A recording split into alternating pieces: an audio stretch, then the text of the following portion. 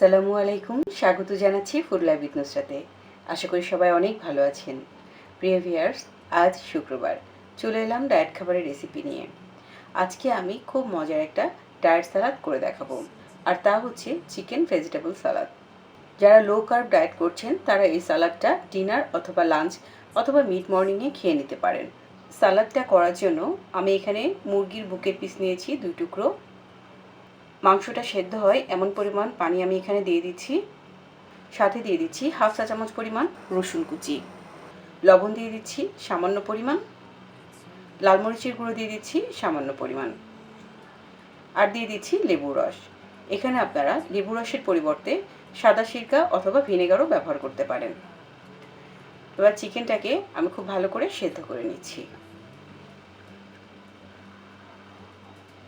Chicken একদমই সেদ্ধ হয়ে গেছে।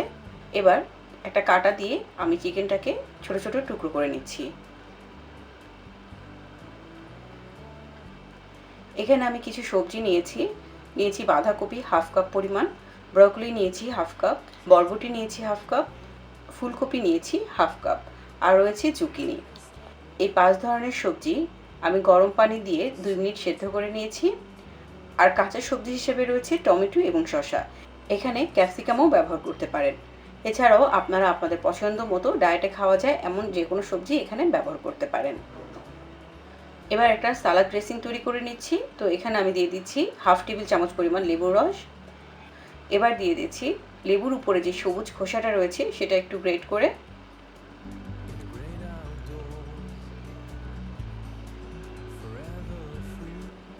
দিয়ে দিচ্ছি কালো গোলমরিচ হাফ চা চামচ পরিমাণ, লবণ দিয়ে দিচ্ছি স্বাদ মতো, সামান্য পরিমাণ দিয়ে দিচ্ছি প্যাপ্রিকা। পেপ্রিকার পরিবর্তে আপনারা শুকনো মরিচ টেলে গুঁড়ো করেও ব্যবহার করতে পারেন। এবার সবগুলো সবজি আমি এতে দিয়ে দিচ্ছি আর খুব ভালো করে মিশিয়ে নিচ্ছি।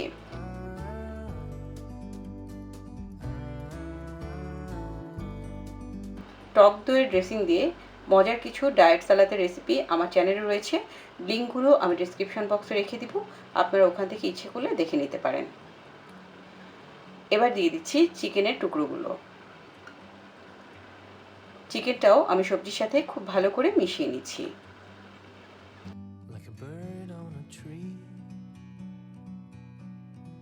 I'm just sitting here. I got time. It's clear to see from up here. The world's সালাদ একদমই রেডি। এবার আমি পরিবেশন করব। তো প্রিয় ভিউয়ার্স, এই ছিল আমার আজকের আয়োজন। ইনশাআল্লাহ আবার দেখা হবে ডায়েট খাবারের রেসিপি নিয়ে শুক্রবারে, এবং সপ্তাহের অন্যান্য দিনগুলোতে থাকছে আমার অন্যান্য খাবারের রেসিপি। আল্লাহ হাফেজ।